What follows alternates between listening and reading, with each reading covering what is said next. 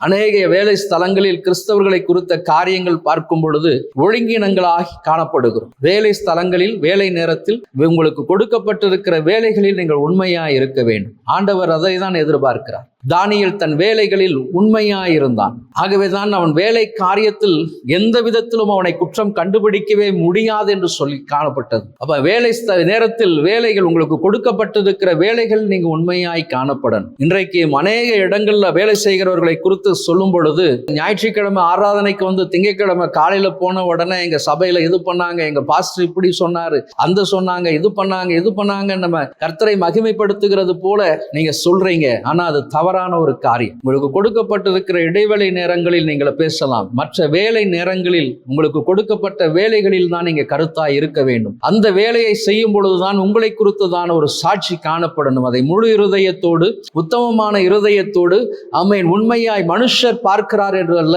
கர்த்தர் பார்க்கிறார் என்று உங்க வேலை ஸ்தலத்துல கர்த்தருக்கு முன்பதாக உண்மையாய் உங்கள் வேலைகளை செய்ய வேண்டும். இன்றைக்கு அநேகர் மனிதர்களுக்கு பயந்து வேலை செய்து கொண்டிருக்கிறாங்க.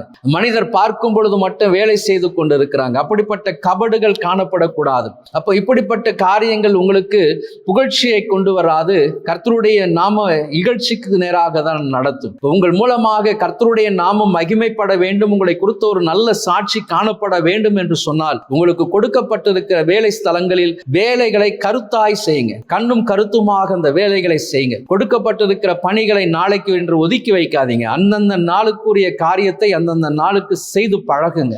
அப்படிப்பட்ட ஒரு பழக்கத்திற்குள்ளாய் வரும்பொழுதுதான் கர்த்தர் உங்களை ஏற்ற காலத்தில் உங்களை கனப்படுத்துவார்.